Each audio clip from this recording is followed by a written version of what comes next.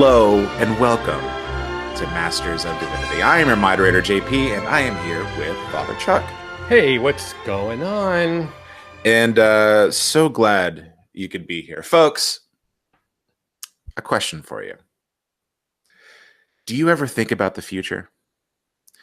Did you ever, when you were a kid, did you ever muse about having a hoverboard or a flying DeLorean?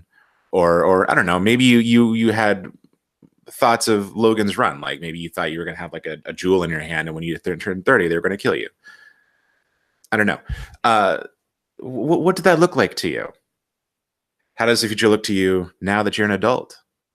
We're going to go over these things in this episode. And yeah, this is a thesis statement for the podcast because we're growing as podcasters. So now you know what we're going to talk about, and you're not just like completely confused. So yeah, we're going to talk about the future. What do you think about that, Father Chuck? That works. We're talking about the future in the future, and that's always going to be true for this podcast because the future is always one step ahead of us. In fact, we are never in the present because by the time we process anything, the present is already past us. Or maybe we're always in the present, and that time is a flat circle, and time doesn't exist. I don't know. Okay. You know,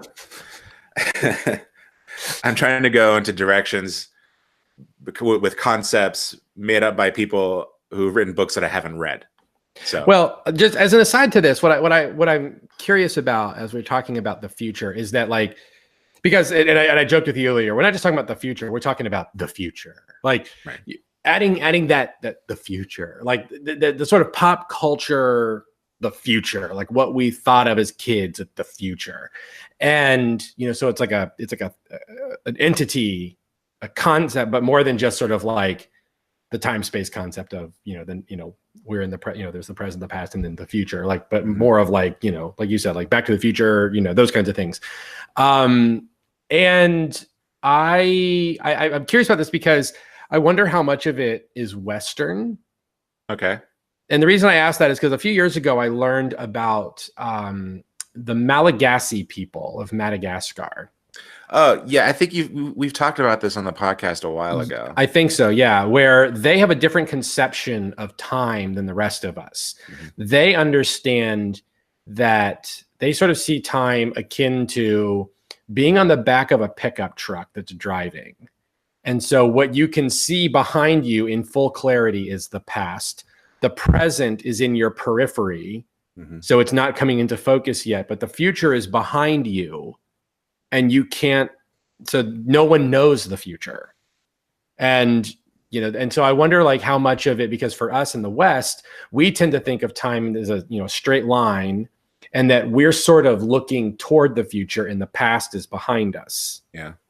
And so how much of, you know, how I'd be curious to find out, you know, just to be an interesting thing to think about the conjecture of the future and whether this is something that we're much more concerned with in Western thought than we are than other parts of the world. But again, this is a way bigger conversation than this one episode is, but just something to put out there. That does make me wonder how they feel about things like nostalgia.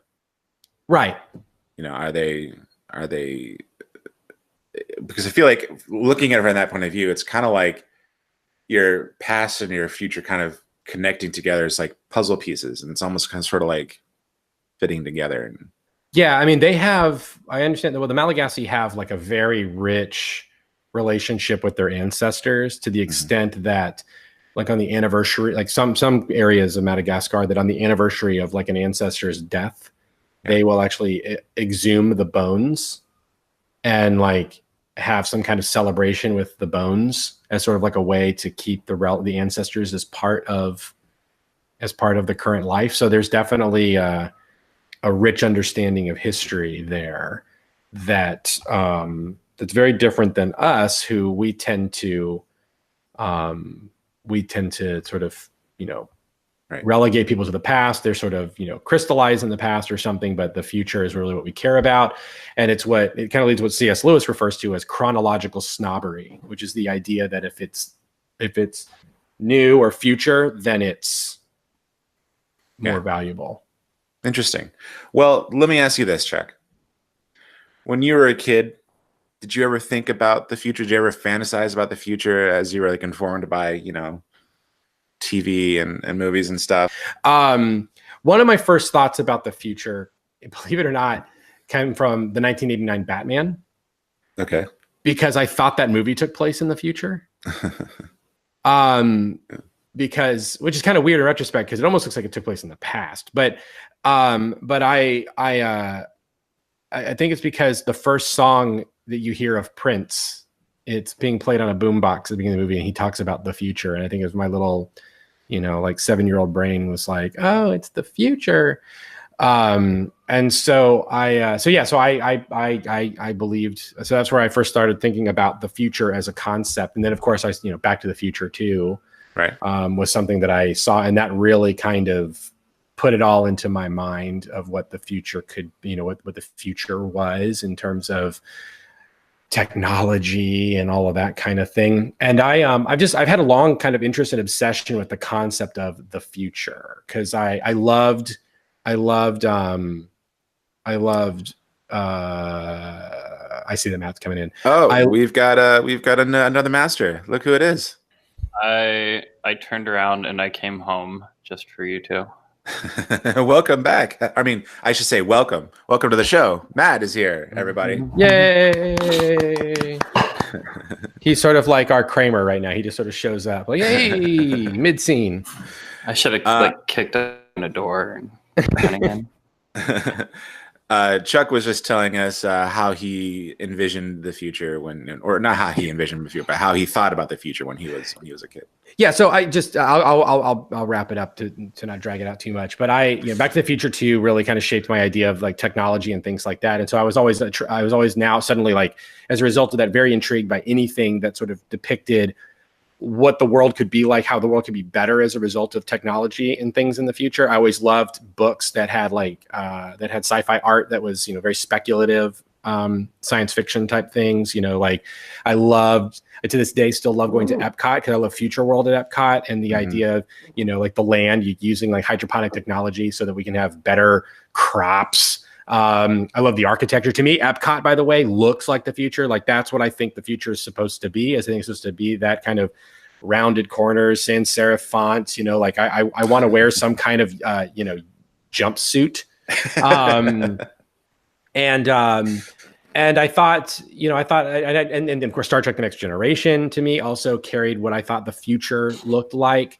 So for me, the future is this. It was this sort of technological utopia where we as a human species have really banded together to solve our problems. And we have like every kind of convenience known to man.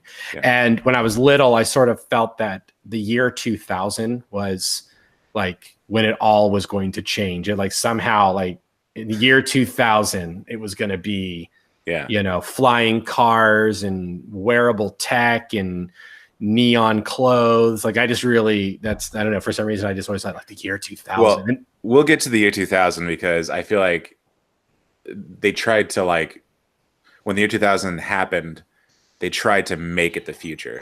Like they tried to make everything futuristic. That's what I remember at least.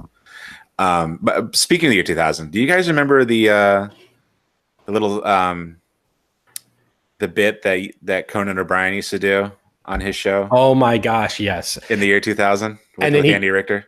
You're right, which to me captured the zeitgeist of like that Gen X, idea of the future as this realm. Yeah, so perfect because like the year 2000 was sort of depicted as that future. And I love that they kept that bit going well after the year 2000 had passed. I was just going to say, like, I remember being a kid and like wondering, like, when the year 2000 actually happens, are they going to keep doing this? And they kept doing it, and they kept saying in the year 2000.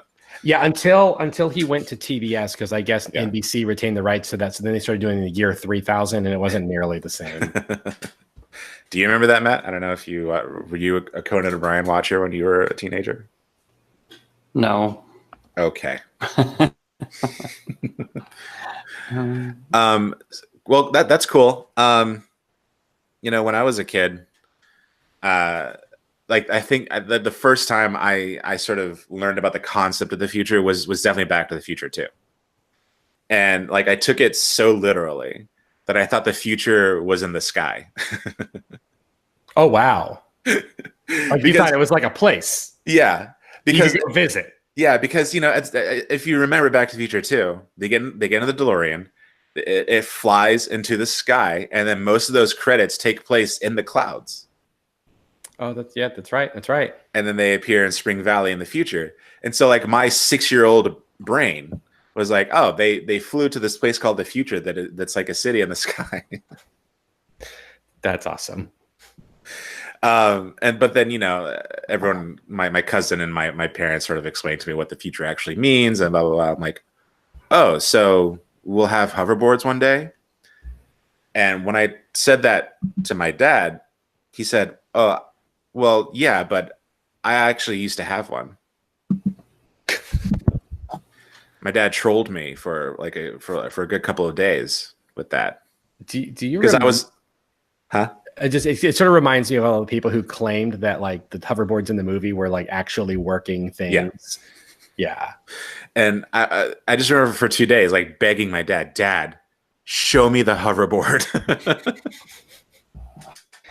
That's messed up. It is messed up. Thank you. I'm glad you guys empathize with me.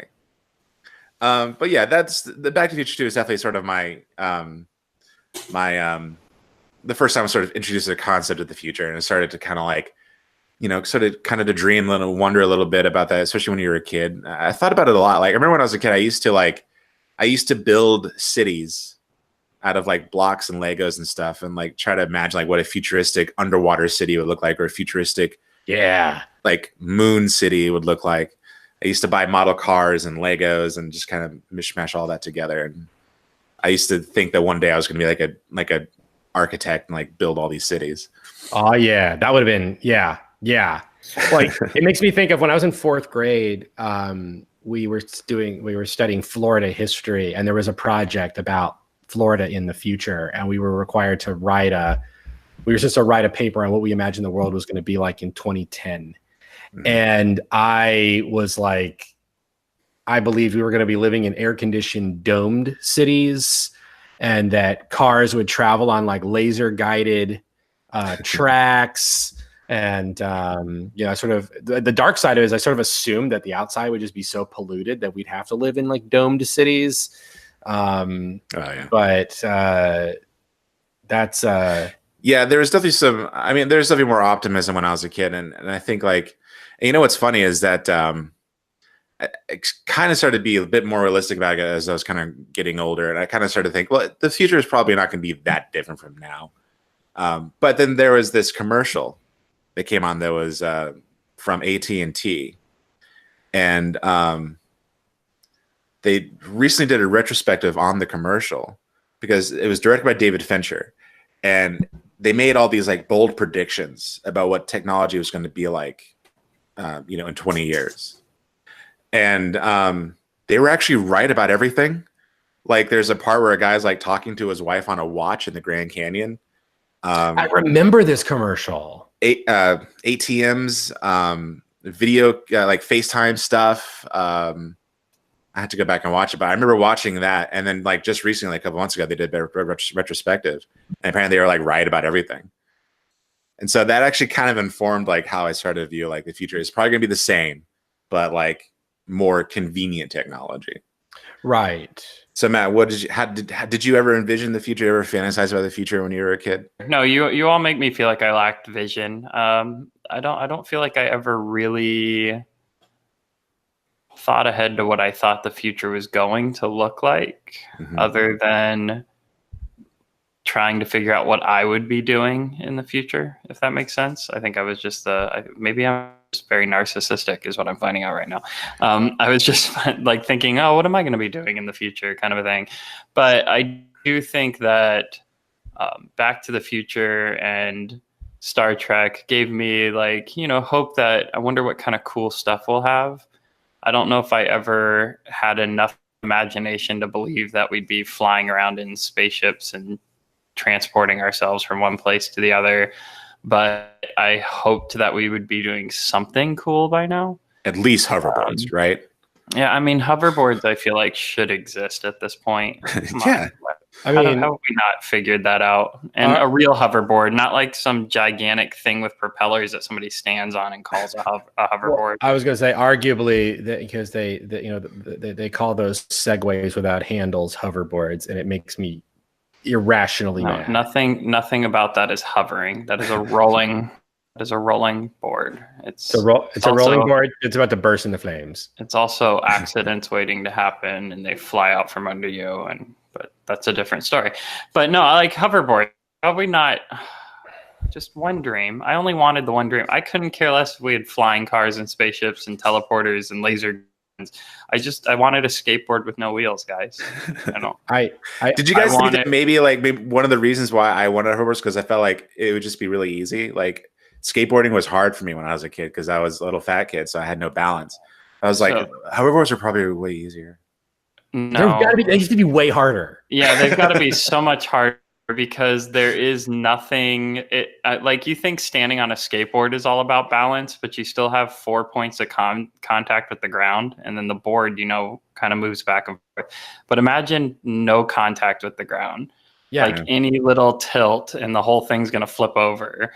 So much harder, JP. You were living the dream, man. Just living in the dream. Well, and clearly the hoverboards in Back to the Future 2 are not like hovercraft in the sense of there's not like a fan under them. There's clearly some kind of magnetic connection. So it's some kind of like reverse polarity magnetism thing. So if you ever tried to stick the opposite ends of the two negative ends of a magnet together, it's like, that whole like wobbly thing. You're doing that on a board, I think that's and that's the other thing. It raises all these kinds of fun questions did someone in Hill Valley or just in that world decide that they were going to invest in the infrastructure to put some kind of negative magnetism in all the pavement just so the hoverboard could work?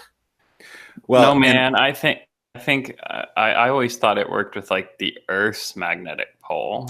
Well, yeah, I mean that's over the water. Yeah, that's the lost. You science, have to right? have power. Sorry.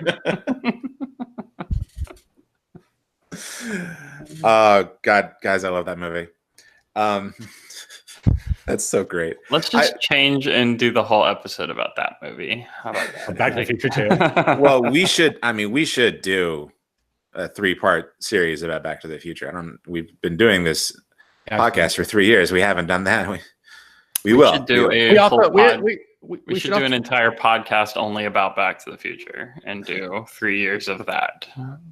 And we should also do one about when Batman is 80 years old right now, right? Or I know we're supposed to be doing like a Batman event. We haven't really been on top of that. I'm kind of Batman. So hoverboards. We can all agree, society has dropped the ball on developing the hoverboard. Yes, there's no excuse, really. I mean there might be a few scientific excuses, but there's no excuse. Well, somebody did. They did develop because there's that. What is crap? I'm such an uninformed peasant. The dry ice magnet. You know what I'm talking about? Where it's they have a track with the dry ice, and they get just hover. It literally floats above the dry ice. Yeah, I remember seeing that on YouTube or something. Somebody made that into a hoverboard. They made a track with that, and they put the magnets on the board. It didn't work that well because it kept stopping. I'm kind of curious, but I always wondered if you built like a skating rink, basically, but the entire floor is, let's say, a magnet. That's the north pole of the magnet is up. You know what I mean? Yeah. And then you took a board and made the outside lining of the board south, and put 2 powerful north circular magnets at the front and back. Let me tell you, you cause enough of a balance to where it would hover above the ground, and you could do that inside a skating rink. Let me tell you, so where my brain basically Chuck's concept, but in a skating rink instead of an entire city paving their street with magnetic. Let me tell you where my brain is heading right now as you're mentioning this. 2 polar opposites. On one end, it will give you brain cancer. On the other end, it will probably cure brain cancer. I don't know. One of those two is going to happen. Well, Also, polar opposites fitting for talking about magnetism. So we also don't know that Hill Valley in the future is an outdoor city. It could be an indoor city, because if you remember, like there's the scene where Doc Brown's looking at his watch, and he's able to calculate when the rain is going to stop. That either indicates that the weather reading software is that accurate, like with dark skies, like the dark skies app, or it is completely pre-programmed because they are inside a dome. No, you're wrong on both accounts. Doc Brown's already been there. Okay, but the weather clears up very quickly. Yeah, but that's just eerily quickly. But that's just, the future's weird. But Doc Brown's already been. Doc Brown in these movies is almost like a demigod level of intelligence, because I Time Lord. But. I mean, yeah, he's like Time Lord, but I didn't want to go cheesy on it. But because he's traveled back and forth and all over the place so much that he has like this inner working understanding of the timelines and the effects of them, and which ones have changed and been brought back and changed again. We need to do an episode on Back to the Future. Yes. Yeah. So he looks at his watch because he knows the exact moment it's going to stop, because he'd already been there. That's a good point. Yeah. Okay. So we should probably not make this about hoverboards. This podcast. Whatever. That's all this podcast is about. Until I get my hoverboard, I refuse to talk about anything else from this moment on. Is the name of this episode going to be like not only about hoverboards? Hoverboards all the way down. So we've talked about how we sort of envision the future as a kid, as we fantasize about it. Has there ever been moments through your guys' lives where you felt like you were in the future, where you're like, we have arrived? The iPad. When the iPad came out, it was like, holy crap, that's the thing that's on Star Trek Next Generation. Yeah. Thin black piece of glass that all your books and internet and everything is accessible in, while you walk around your office holding it with one hand doing one of these. Yeah. It was Star Trek had an iPad long before we did. When that came out, because computers and stuff, obviously they progressed. It's like, oh yeah, this is cool, man. This is like the future. But when the iPad came out, I was like, oh man, this is like exactly out of a movie I've seen before. Yeah. Like even to the aesthetic of it. So every day I feel like I live in the future that Epcot promised for me. Oh, I'm Chuck and I have a positive outlook on life. Yeah, whatever. Well, no, he just went to Epcot a lot. I'm just kidding. No. Because here's the thing: I've got my iPad right here in my hand. Yeah, Matt is absolutely right. This thing, feels like the future I saw on television growing up. Like I read a book on it. It's awesome. I preach sermons from it. It's awesome. I have everything. Like this is an incredible piece of technology. And we've absolutely amazing. And we've actually surpassed technology that is in like a Star Trek Next Generation, because their touch screens are like sucky interaction with them. What's like the operating system on the Enterprise is awful. What are all these like sub menus of orange, yellow lines and crap? So, anyways, well, I justify that in the fact that it is a pretty sophisticated artificial intelligence that requires like an immense amount of very little processing brain. Plus, it has to access a subspace network in order to derive. Because I'm convinced that it's sort of cloud based within subspace. But could you? Just imagine if Apple was, and I'm sure stuff like this never happens, if Apple had a government contract and designed like the next submarine or something like that, and picture the control panels being nothing but flat black pieces of glass that turn on, and you can access your exact controls at any location on the ship because every panel is nothing but a solid black pan. It would be the Enterprise. Totally. Everything about it would be the Enterprise. Yeah, and that's what Amazon is doing. Oh gosh. But no, I'll say somewhat to that point. The things when I feel like I'm living in the future, the iPad, Matt's totally right. My Apple Watch, feels like the future. When I communicate with Siri, the future. When I drive my electric car, the future. Siri to me feels like the past at this point, and the one that feels like the future to me. Alexa. She's gonna answer if I say her name. So JP, say the name again. Alexa. Yes, that to me feels like the future. Siri feels like she fell behind and needs to step up her game on some of the intelligence and response levels. I mean, Like, maybe the problem is Alexa is like spying on you constantly. Yeah, well, and so is everything else. I mean, if you don't think you're being spied on, yeah, welcome to the future, Chuck. You're being watched whenever they want, however they want. That's when I thought we were in the future, when I found out they were tracking everything we're doing. Yeah, we're probably in LoJack. This unnamed machine sitting off to this way from me that I don't want to say because I don't want it to interrupt our podcast, but it almost interacts on a level that's frighteningly like talking to a person. And Siri, I feel like, still hasn't caught up with that. Yeah, you're right. But either way, when I'm driving my electric car and I try to call somebody and I say, hey, her name, and they call, Mom Mobile, and it happens and I'm driving and I'm not holding a device, that feels, when I take it all into consideration that I'm driving an electric powered vehicle while having voice command controls with an artificial intelligence that then calls my family, and that feels like the future. FaceTime, like what we're doing right now, feels like the future. Yeah. And also, side note, two things. One, that's why I'm excited that, again, Amazon's version, I'm avoiding the name on purpose, guys, but Amazon's version is coming out with a car one. Plugs into your car and does all that too. So I'm excited about that. And the other thing is, JP, I rode in Father Chuck's car the other day for the first time when we were recording for the Good Christian Fun episode. Yeah. And his car freaks me out. Why? It's too quiet. It's too quiet. I'm like, it's not supposed to be this quiet. I can hear everything and it's freaking me out. Yeah, I remember the first time I rode in Chuck's hybrid and we stopped at the stoplight and I was like, did your car just die? Yeah. Hybrid, hybrids, my mom drove a Lexus hybrid and those things are super quiet, but Chuck's full on just electric car makes no sound at all. I'm like, I can hear crickets outside while you're doing 25 and this creeps me out. Yeah. Well, it's creepy. It's funny thing about Siri is like, I think that's something that kind of makes me feel like in the future, it still hits me every time I use Siri, even though it's not that great. But like, there'll be times where I'll just like walk into my room in a rush and I'll like just urgently ask Siri, what time is it? And like the response, is just like, it's like instantaneous.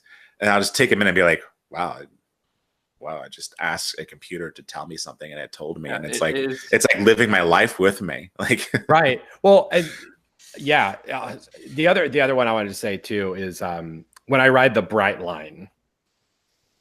For those listeners who don't know, the Bright Line is a private rail system that's here in South Florida that connects West Palm Beach, Fort Lauderdale, and Miami, and then eventually it'll connect up to Orlando. Okay. And when I walk into the station, it feels like the future to me. Like this is what it's supposed to look like. And getting onto this nice clean train with really cool accent lighting, it's pretty amazing. And that like my ticket is on my phone and I just like scan it onto a thing and I just walk in. It feels like, every utopian society movie that I've ever seen of what it's messed up, but it almost feels like, this is how the people in Pan Am live. Yeah. And I think that our vision based on TV shows stuff, our vision of what the future would be, so much of our technology surpassed what we ever thought we would have already. But I feel like what we're lacking is the aesthetic. Yes. Like you walk into a building, it doesn't have that like soft lighting glow. Everything's like a white or a light blue or a gray kind of color that gives you this like cool futuristic feel. Cool like in color, not cool like, yo man, that's cool. Like a cool futuristic feel to it. When you walk into a place that has that and you're holding something like your iPhone, you're like, I just stepped like 200 years into the future. It's true. When you just have those moments of like, where's the aesthetic? Where's the the look that we all wanted, that's what I feel like we're lacking the most, because so much, like I said, so much of our technology, we couldn't have even imagined how well, like when I wanted a communicator on my wrist, I wanted like Power Rangers, which was just a giant speaker on your hand. Instead, I got something that can access the internet, view photos, send messages, talk. Well, it's so much more than what I ever imagined. And that's why I'm like, the aesthetic. Where's the aesthetic? Where's the buildings that you walk into and it's just like, wow, this is awesome. Yeah, that's where I think we're lacking. Brightline Station. Go to a Brightline Station. It's seriously. I'm going to now because you said that. Seriously, and I'm like, amazing. now I want to see it. Yeah, I mean, like I will say for me, yeah, like if I go to like whenever I go into the Brightline and like park in their parking garage, which is very clean and modern. And then I have, I can pull a car up to an electric charging port, plug in my car to charge, and then walk over into the, the overpass thing, get into my train. Like it just, that whole experience is like, this is the kind of stuff that I watched, speculative fiction about when I was a kid, or I would flip through some book that I got in the library, or when I went to like innovations at Epcot and they said, in 20 years, this is what the future is going to be. It feels like that. Sorry, they are currently doing yard work outside of my office now. It's all right. You can deal with it. It's okay. They wait till we record and they start. No, I'm waiting. I'm waiting, Father Chuck, for when the parking places for your car aren't plugs, but like wireless charging. You just park in the parking place and your car is automatically charging. Because I mean, like we've got that with the phones now. It's only, they probably already have it. They're just trying to make it affordable, but it's only a matter of time before the car can just be wirelessly charging. Well, I've heard. Well, I've heard about the idea of them interacting, like figuring out ways to install some kind of a charging contact in the wheels of a car, so that when you pull into a parking spot could have like these, because they've made these hexagonal tiles that are solar panels that they've talked about using those for like a whole road. But like they could put those into a charging spot, and then like when you drive your car onto it, it is like a wireless charging platform. Alternatively, like if you were to engage, let's say your parking brake, it could drop like a contact onto the ground that would charge your car. But even more than that, what I'm saying, it's only a matter of time before we don't need actual contact for it to charge. That's true. Because my phone charges through the case, which I know there's still contact there, but it's only a matter of time before we remove the amount of distance needed for that charge to actually work. And that's what'll be cool, is when just parking your car, it's already charging, and you park it at home, you have a charging thing on the floor, it's just charging. Well, no big deal. Shifting gears a bit, what about no pun intended, shifting gear? You're killing it with the puns today, JP. You use the opposite polarity thing when we're talking about magnets, shifting gears when we're talking about cars. It's what I do. It's on the moderator. So what about failed attempts of making it feel like it was the future? Like the 80s? Well, maybe the 80s. The first thing that comes to my mind is like when they introduced virtual reality, like back in the 90s, and it was like awful. What is the VR? Oculus Rift? No, the old one. What was it called? The Virtual Boy? Virtual Boy. The one that gave me massive headache if I looked into it for more than like 2 minutes. Yeah, it was like red and so weird. It's kind of like, it looked like, in A New Hope when Luke has his targeting thing on, and it is, that's what the Virtual Boy, the attempt at VR. Oh my goodness. I liked the Virtual Boy. I thought it was cool. No, I thought it was awesome as long as I wore it for less than 45 seconds at a time, because then I got a pounding headache and wanted to throw up. But no, I thought it was cool too at the time. I just told you, I thought it looked like A New Hope. I put it on, pretended I'm like Luke Skywalker flying through the Death Star targeting things. I had this, when I was a kid, I had this headset that had this one little eyepiece that you flip down in front of your eye. And it had like a projector. And it was supposed to be a Batman game. And I was super stoked to play it. And when you turn it on, it's just like a little avatar of Batman. And like a little thug would appear. And you pressed a button and he would just punch it. I remember that thing. I remember the thing you're talking about, but I don't remember what it was called. And I don't remember. I think it was Batman Forever. I don't know. I remember that thing. I remember that. And then Google thought, hey, here's an idea. Let's make it again. Google Glass. And how'd that turn out?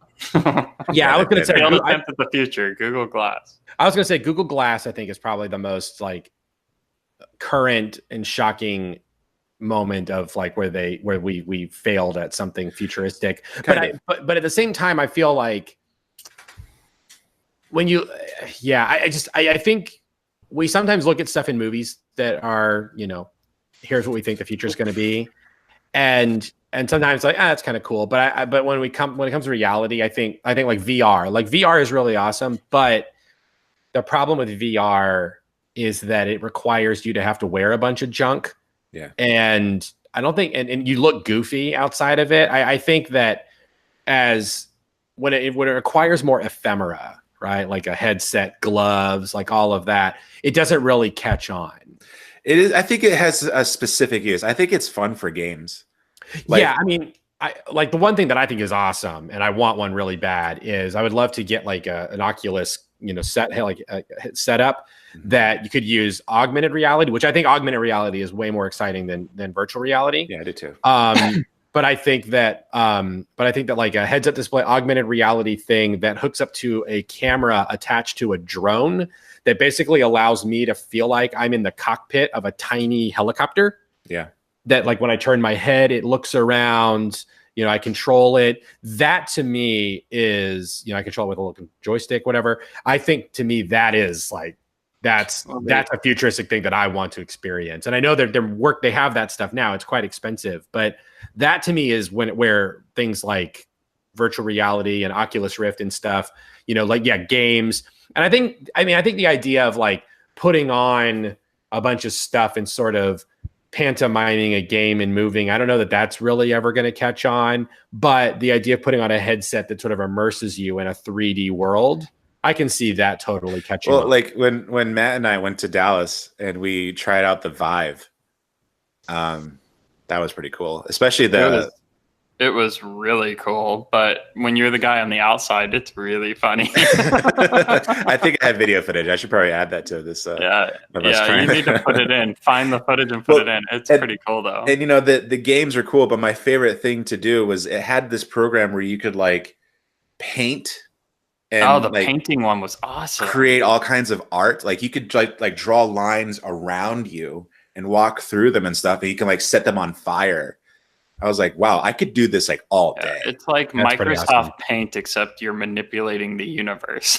Yeah, like imagine Paint, but just like all around you. Like it's so cool. Like you just create colors all around you. Well, here's something we have here that's pretty awesome. So like I often feel like I'm kind of, when I guess when you're kids or whatever, you would think about like education in the future. And when they would show like a school, it would be very green and it's like an open plan campus and the kids all are using tablets for their education. And they're doing video conferencing with teachers or students in other parts of the world. And then they go into their classroom and their classroom has 360-degree images imprinted on the wall and they can like manipulate things and see, you know what I'm talking about? Yeah.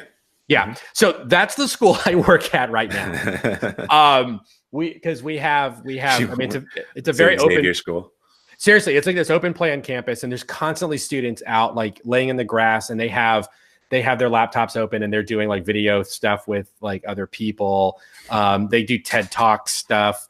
We have these classrooms called immersion labs that have 360-degree projection on them. We have a robotics lab where kids are building robots. We have 3D printers everywhere on campus. Crazy. I mean, so that's and we fly robotics labs too. We have two robotics labs. Three actually. No, three because we have one specifically for Lego robots that's over in the lower school, but then in the middle school they have a smallish. Well, over here by the church we have the 4-H Club Robotics lab. That's a community project that's right here across from the church. And then in the high school we have the other one that's just specifically a high school robotics lab. Yeah, it's totally ridiculous. Yeah. But it's and then like the arts kids are developing things like using 3D printing, like really cool vases and stuff. That to me is pretty awesome. Why have you not printed us action figures yet? I want my own action figure. Make it an assignment for your students, and I want an action figure. Yeah. So back on the subject of like failed attempts at making you feel like the future. I instantly think about the early 2000s, especially the year 2000, and especially like I remember fashion in the year 2000 when they tried to make every fabric like windbreaker material. Do you kind of remember that, like cargo pants and stuff? Everything had like a shimmer to it, and it was like waterproof, and except for Chuck's pants that he attempted to use for an illustration. Throwback to another episode. Yep. But yeah. I had a shirt. It was in the late 90s, but I had a shirt that I don't know what the material was. It was kind of a stretchy lycra, but it looked like leather. Yeah. And I wore that on occasion. It was like a popcorn shirt. Is that a popcorn shirt? You don't know what you don't remember those? Like, they were for girls, but they were like these tiny shirts, but you could stretch them out to like a full size shirt. I remember those. Yeah, no, it was not that. It was a button down, short sleeve, but it looked like it was made of leather. Like it looked like shiny leather, but it was actually a lycra. That's pretty funny. I also, of course, wore bowling shirts that had, like. Well, I also just remember like just the desperate attempt to like revolutionize the way we listen to music. Right, the MP3 players. Or like the mini disc players that like did not take off. Oh, I've got you. I was going to mention the mini disc. I had a mini disc player. I loved it. I loved the mini disc player. I went on a trip and somebody had one. And I thought it was the coolest thing I'd ever seen, and then I never saw one again. That's how quick it came and went. Remember in the Matrix where they were using mini disc for like his like software, which I thought was really ridiculous because I'd never seen a mini disc player on a computer. Orbits, the drink Orbits, that was an attempt at the future. Do you remember that? I avoided Orbits. I remember, it just looked weird. But it grossed me out. I remember having it, and I didn't I loved Orbits. I got that all the time at the gas station. Yeah. A gas station seems fitting for that drink. I feel like now's a good time since we're talking about the year 2000. Now it's boba tea or whatever. Dude, it's like big Orbits. It's like big Orbits is my point. No, it's not. Boba tea is great, by the way. Since we're talking about the 2000, I think now is a good time for me to plug a show that I'm obsessed with right now that takes place in the year 2000. Pin 15. Watch it immediately. Okay. Because it is hilarious. Okay, bye. Yeah. Okay. Just hang on. Well, I'll go watch it. I finished it last. I'll go watch it again. But it's basically about two girls who are best friends in middle school in the year 2000, and just sort of like navigating life back then. And what's crazy about it is it's based on these two lady comedians who are best friends. They didn't know each other in the year 2000, but the show is about like, what if they were friends in the year 2000? They went to the same school together. Sorry, just as a side note, it's weird to me that we've entered into early 2000s nostalgia right now. Well, like oddies, because they're calling it the oddies. Yeah, well, because it ties into the future. Because like when I think of the early 2000s, I think of like because they tried so hard to make the early 2000s the future. Like that's how I remember it. But yeah, like, I guess. But like I was just saying, like the amazing thing about this show, by the way, is that the two girls who play the main characters are the showrunners, and I didn't realize that until 3 episodes in. That they're two girls in their 30s playing 13-year-olds. That's awesome, and that's like the big selling point. And everybody says what's incredible about it is how quickly you forget that they're 30. Like you actually buy them as 13-year-olds, where everybody else in the show is actually 13. Yeah. But the main characters are 30-year-olds pretending to be 13, fitting in with all the 13-year-olds. Especially the one girl, Anna. Like I've known a billion Annas in my life. Like she looks like so many girls I knew when I was a kid. It's crazy. Anyway, just quick aside, check out Pin 15. One of the funniest shows I've seen in a long time, and more people need to watch it. For some reason, JP, that sounded like such an insult moment. Like I knew so many Annas. I'm sorry. I just I knew a ton of Becky's. The world is full of Annas. Surrounded by Becky's. I will say, one thing I kind of want to touch on when we talk about, I know you're with future stuff as well. And it's been kind of an interesting thing, I think, to watch happen is, I think you're right that in the early 2000s, there was sort of an attempt like, oh, we're in the year 2000, so it's the future now. Yeah. Like Millennium, Millennium alone. Millennium, trying to push wearable tech. Best album ever, Millennium. Sorry, I mean, I had a Sony Clie, personal digital assistant at that time. Yeah. That kind of stuff they were really trying to push. But at the same time, we got it. You were rich. Move on. I wasn't rich. I just saved up money for it. I used the Sony memory stick. Remember the Sony memory stick? No. No. Sony went through this period of time. Ironically, we forgot about it. In the late 90s, early 2000s, Sony went through this little period of time where they were really trying to position themselves as like a all-inclusive company, kind of like what Apple is now, like this lifestyle company. And so one of the things they pushed was the Sony memory stick, which like scan disk memory card things that actually took off. But the memory stick was something they pushed on all of their technology. I had a Sony digital camera that used it. I had a Sony home computer, personal computer that used memory stick, which was great because I could just plug it from my computer into my thing. So it was like that they were trying to go for that kind of closed system thing like Apple had. That kind of ecosystem the Apple has. Yeah, and it was kind of neat because I also had a Sony Clie personal digital assistant that I think used the memory stick as well. And but weirdly enough, the PlayStation 2 did not use the memory stick, which I thought was very odd. That the video game system was not part of the ecosystem, but there was this feeling because everything was very like silver brushed aluminum kind of look to it that felt very futuristic to me. Sony also at that time released the Aibo. Do you remember the Aibo? No. The robot dog. Oh yeah. Okay, yeah. They pushed that thing hard. That to me was sort of that's another to me failed attempt of the future. The idea of a robot pet. Instead, like the first like real like viable consumer robot vacuums our floors. It'd be fitting that it's like it will be a slave to us. Oh, cool. Well, so we're talking about how we envision the future and moments where we feel like we're in the future, and which caused us to talk all about the past. But go ahead. Yeah. But it we kind of talk a lot about it. It's sort of caused it's interesting because I've noticed we're talking mostly about technology. Yeah. And now that we are adults in our I said 30s. I censored it. And then late 30s. Yeah. Mid. Okay, mid 30s, fine, sure. I only got one more year of mid 30s. Back off, pal. Now we're adults, and I still think about the future. That never stopped really happening for me. And what I want to know from you guys is, how do you think about the future now? Like, what do you think about when you think about the future now that you're an adult? I hope there is one. Sorry, is that too bleak? No, I mean it fits perfectly. I'm kind of the same way.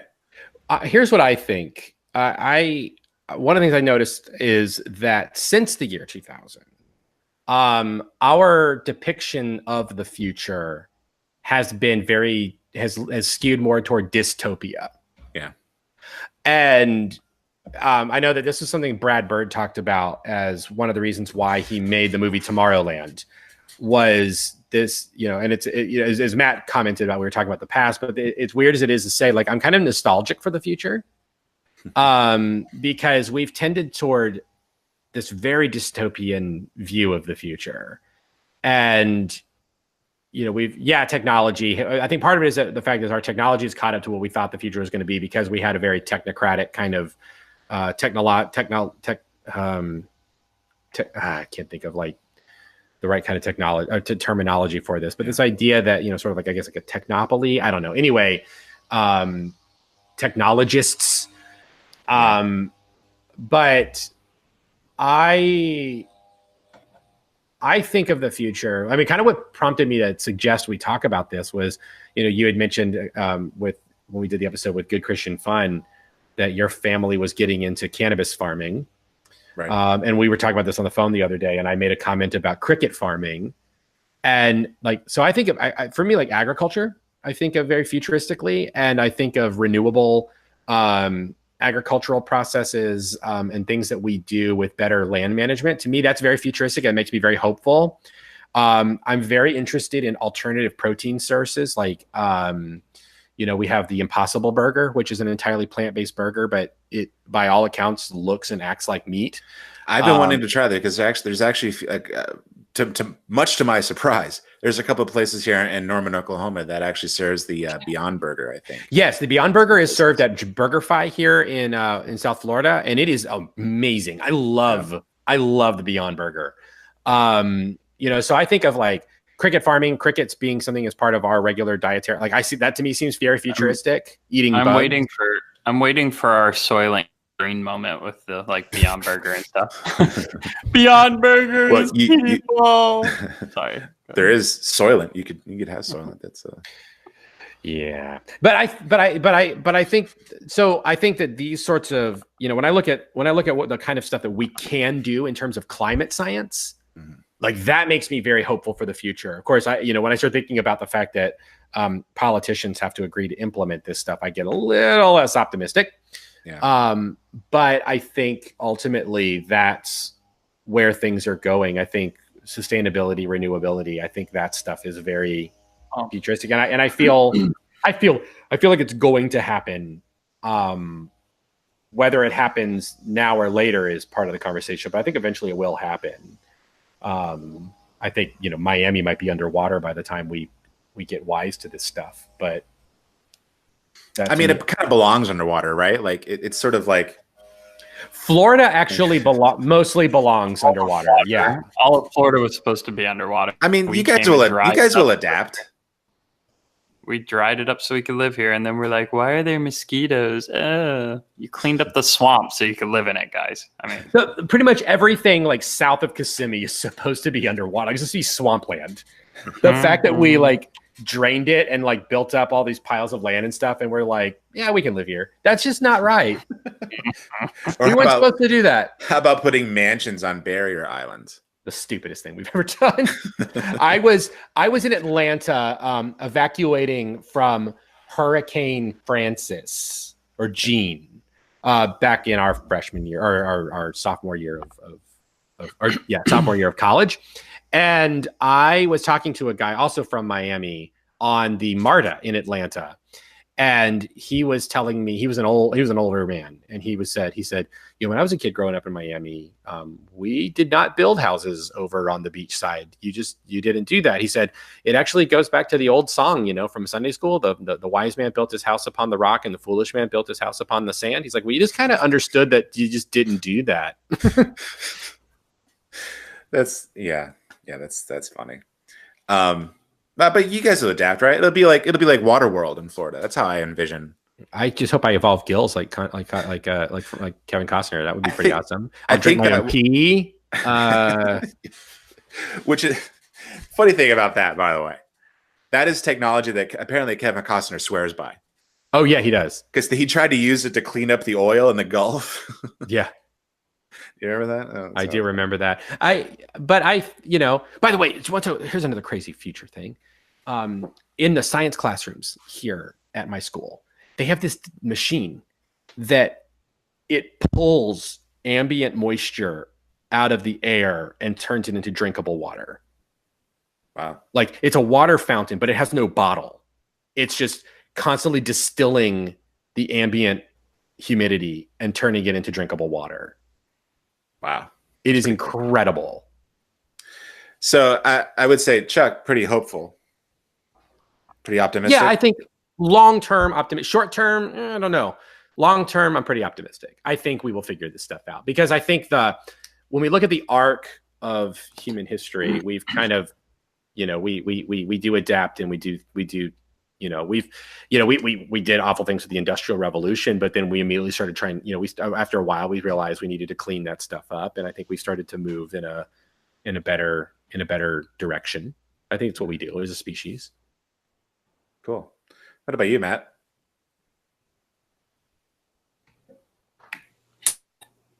I think our only hope is an alien invasion. And some kind of intervention. And you know how like no, but You're talking about like everything that First we're Contact, talking right? about, Like the Vulcans yeah, show like up and that just our changes everything.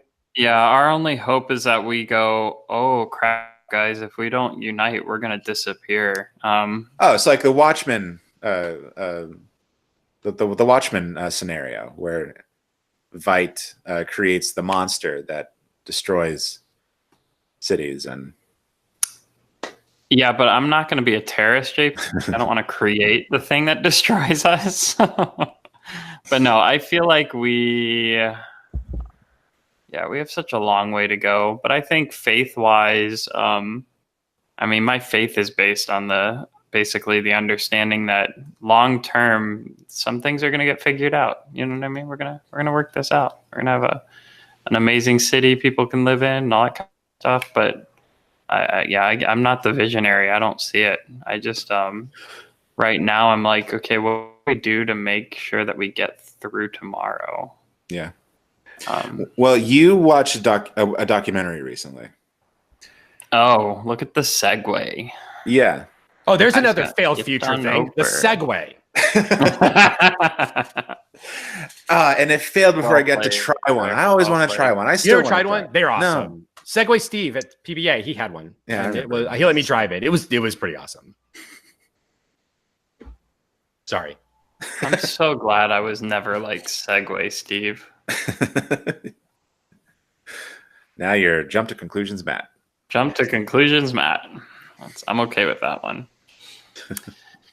Anyways, So JP is going to try to help you jump to a conclusion. Go for it, JP. Yeah. Okay. So you watched this documentary, which was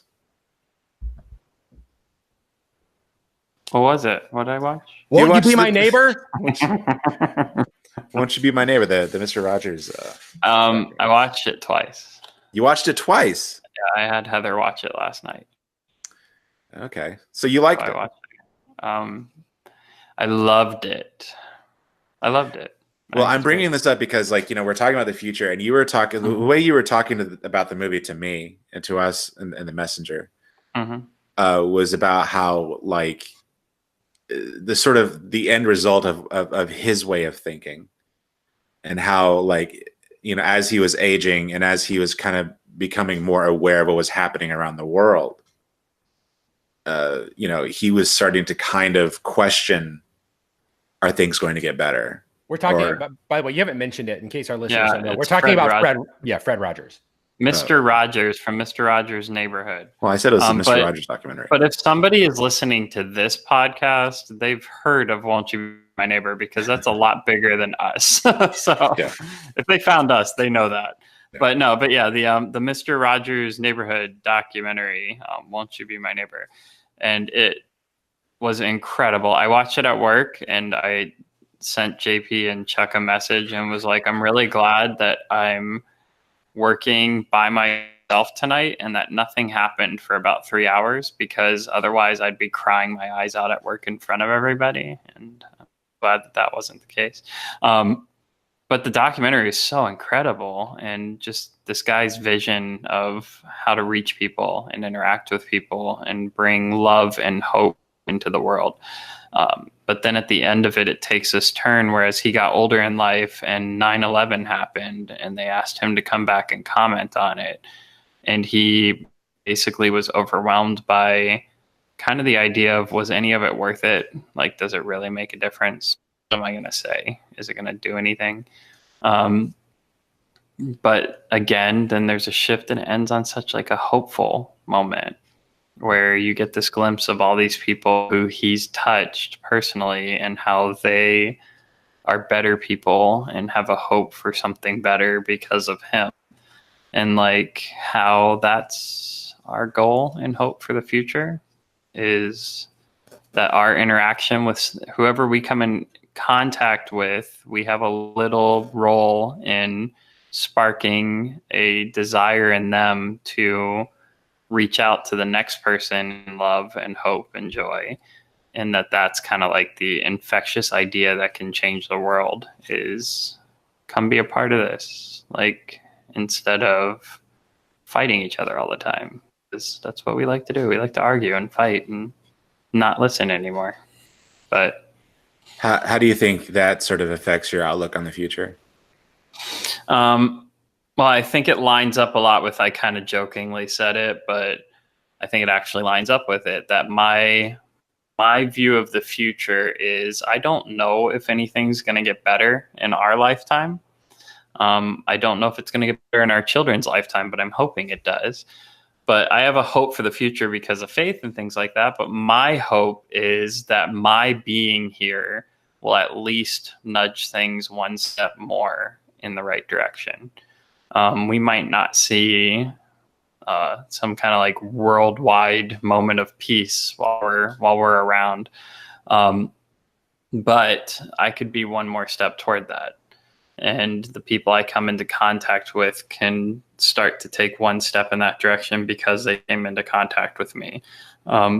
So my hope and vision of the future is that I don't become a cynic and allow myself to be, buried under, look how horrible things are, and become one of those people, but instead be like, look at the opportunity we have to be here and be alive right now, and how I can spread an excitement and joy to the people around me just because I'm here and I have the chance to do so. And that's a concept to me that can change everything. Show the next person, whoever you come into contact with today, go, hey, guess what? You're worth something. You mean something. You matter. And live your life that way. I think that would be my hope for the future. Or mass alien invasion that we're forced to join together and fight. You're thinking like an Independence Day scenario. Love, joy, and peace, or redemptive violence as we band together to kill the evil people. I'm just kidding. As an aside, and you can cut this, but because Matt mentioned it, and this I think would sort of go against his little hopeful note here, so we probably should cut this. But is bash my dreams, man. Go ahead. I happened to see yesterday where they took the speech from Independence Day. Yeah. And Gilbert Gottfried what did the voices over it. Really? It is hilarious. Oh my gosh. Don't cut that, because here's another great thing. Humor and people who don't agree with you or see things your way are always going to be part of life too. And I'm not saying Gilbert Gottfried is being like, a hopeful speech is meaningless and awful. He's not. It's just funny. Yeah, he's just making fun of something. But I will say people need to learn on a bigger scale that disagreement does not mean failure, and disagreement does not mean that I can't get past it and find joy and hope. And people not getting it and mocking you and hating you, you better expect that if you're trying to stand out and make a difference. You can't make everybody happy all the time, that whole thing. But hopeful, reach out to people, show them they matter, tell them they care. And then Gilbert Gottfried reminds us also be able to laugh at yourself. It's okay. Mm-hmm. It's okay. I think these past 2 years, I've thought a lot about the future, especially in the context of like my life and stuff. And there is something that I read, I heard Cornel West say once, and it's kind of stuck with me for years. And they were asking him if he had any hope for the future, if things were going to get better. And Cornel West said, he went into a long thing. I don't really remember everything he said, but he punctuated it with, I do have hope for the future, but I'm not optimistic about it. And that there is a kind of, and I definitely feel that. I get it. Like there is sort of I think there could be a clash between like hope and optimism. And because when I think of the future, like I don't have much hope for this planet. Like I think a lot of things have gone wrong. I think there's been a lot of evidence that things might get worse in terms of like some, the climate, some geopolitical stuff. But also, so like I'm not optimistic about like the direction this planet is heading and just the state of it. But at the same time, I do feel like people are getting better. And that no matter how bad it probably gets, I think that we will still get better. And I think that we sort of underestimate the sort of inherent goodness of humanity. And that sounds so cheesy, the inherent goodness of humanity. Like that sounds like something, I don't know. It's like, I don't know. I don't want to think Tony Robbins would say, I don't know. But well, it's kind of like something that Fred Rogers, getting back to Mr. Rogers, one of the things Fred Rogers always talks about is, look for the helpers, right? Yeah. I mean, there's in the midst of great evil, in the midst of great wickedness, there's always someone counterbalancing that. Exactly. But our attention is always on the big bad thing. We always miss the little goods that compound over time. And it's like, yeah, go ahead. And you said it, and since you brought up the documentary, you gave me permission to talk about it. So yeah, go ahead. Deal with it now. But there's also a guy who's interviewed throughout the documentary. He's just one of the people, commenting and telling stories. He had an incredible quote that you just reminded me of, where he said that if you fail to acknowledge that there is inherent good in everybody, then you fail to follow one of the fundamental beliefs of the gospel, and that you are a child and daughter of the King. And I was like, yeah, if you fail to hold on to humanity has a goodness to it, then you're denying the fundamental beliefs of the message that I place my faith in, that I'm a child of God, I'm a son, a daughter of a king, that I have worth and meaning and purpose. And so, yeah, no, JP, I don't think it's cheesy. You have to hold on to humanity has a goodness. And that's why when the alien invasion happens, we'll band together and turn into a great world. Yeah. So.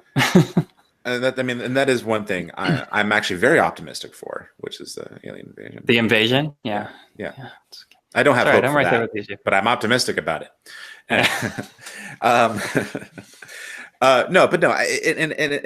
It feels, mainly because like you just start to kind of, when you look at today's world and I feel like the badness is, I don't know if I want to get into this. I feel like there's so much more amplification than there is like an actual reality. Oh no, you're totally right. And more of a distortion than there actually is reality, especially with like how media has become so manipulated now. And I'm not both sidesing. I'm not going to go to right wing media, left wing media. Right wing media sucks. So I'll stick to that. But I will say that the more I learn about sensationalism, the more it's like really people's vision of the world is so distorted. But I think we just take it for granted. And I think like when I think of how many people are pursuing things like religion, and not just Christianity, but like all religions. And I know like a lot of Christians would probably take umbrage with something like that. Like, oh, they should be, it's very sad that people would want to be a Muslim or a Buddhist and not a Christian. I'm like, no, think about it. These people they're trying to find not just meaning, but also trying very hard to be good people. Yeah. And that's a lot of people who are pursuing that. And it's like, we don't think about that. We don't think about how many people are actually genuinely trying to be good. And that's why I think that occurs to me, because I don't think there is much representation, at least in our country, of how many like good people there are in this country. And I feel like that also can apply to the rest of the world. And I feel like it's sort of bubbling to the top. And I feel like the planet will probably descend into chaos. Like things are probably going to go wrong. Earthquakes, tornadoes, hurricanes, asteroids, I don't know, horrible climate change effects. And, people in power, I think people in power are going to get worse actually as well. But I think the normal people like you and me and everybody around us, I think we're going to get better. And I think it's inevitable. Whether or not we'll all survive, I don't know about that. But I do think we will at least be good. I think we will at least try. Well, I mean, I think, obviously as a Christian who believes in the return of Jesus and in the resurrection, the idea that yeah, I mean, first of all, the Book of Revelation says everything you just said, JP. Like it's going, like things are going to get bad. Like you think it's bad now, it's going to keep getting bad. But the ultimate message of the Christian religion is that in those moments where it seems at its absolute worst, like at some point, Jesus is going to come back and is just going to set it all right. And so I think the ultimate message being that in the end, it gets set right. It gets to be made perfect. It gets to be exactly we do reach utopia. It happens. I think that's at the very heart of what it means to be a Christian and why we have to always be hopeful, because, but it gives us this realistic approach to it of saying that, it's not just going to keep, this measurable arc of goodness. We're going to see setbacks. We're going to see missteps. We're going to see those things, but eventually it's going to get there, and it's going to get there in spite of us. And I think that's the important thing that the gospel talks about is we can't make it happen on our own. We need someone from outside to step in. So in some ways, Matt's alien invasion piece is right. Like someone from outside is kind of have to step in and sort of say, all right, here's how we do it. And we'll be like, oh, okay, well, we tried really hard a lot of times and we got really close sometimes and we were far at other times, but yeah, you're right. Here we are. And it will just be right. It'll just happen. Well, and the Bible from my faith and the point of view I see it, and the Bible makes it pretty stinking clear.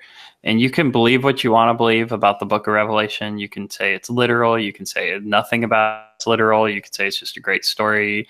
Whatever you want to say about it, what you can't deny is the message behind the Book of Revelation is that things are going to get worse before it gets better. And that the hope that we have that it's going to get better is what gets us through. And by joining together and living how we're supposed to live and reaching out to each other the way we're supposed to, we will get to where we're supposed to be.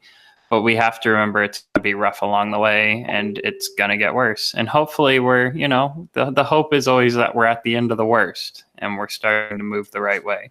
Right. But people, I think, get discouraged and go, there's no hope. And it's like, no, there's always hope. But I mean, it was pretty clear in faith. It's going to get bad, guys. It's going to get really bad. But we can get through it and there's hope in the end. Right.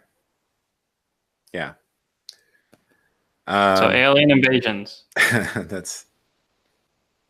You think that maybe they be like an artificial intelligence or just like a biological, like gelatinous, maybe silicon based. Here's one that bakes my brain is how do we know that they're not like insect size and they've been here and we've X-Files noticed them because they were the size of insects. As X-Files. Good episode about that on X-Files. It has roaches and I hate it. Oh, that's one of the I was thinking more like fruit flies or something, like they're really small, like yeah. Right. Roaches are aliens. I believe it. I hate them. Evil. Anyway, that's a Dare Morgan episode, if I'm not mistaken, who's my favorite writer in X-Files. Hoverboards. Yeah. Where's my hoverboard? And you know what? I think I do have hope and optimism that we will see hoverboards in our lifetime. I'm gonna hold on to that. I'm gonna hold on to it. And they're going to be affordable, and everyone's going to be able to own one. And for the foreseeable future, and predicting the end of this episode. And on that note, we reached the end of our episode. Thank you so much for listening. I don't know if you guys have any final thoughts or whatever you want to say. Anything? No. I should probably point to some things like the bell that you should be ringing to get notifications for when we have new episodes. I have plenty of final thoughts, but I will let you look forward to those in the future. Okay. Thank you. I'm making sure people don't ring that bell because I just lost all our listeners. Carry on. Ring that bell and comment, like, subscribe, and leave us a review on iTunes. We've got at least one new review. Thank you, Julie. And so just keep tuning in. And everybody, please have a wonderful week. And we'll see you again next time. Good journey. Good journey. Good journey.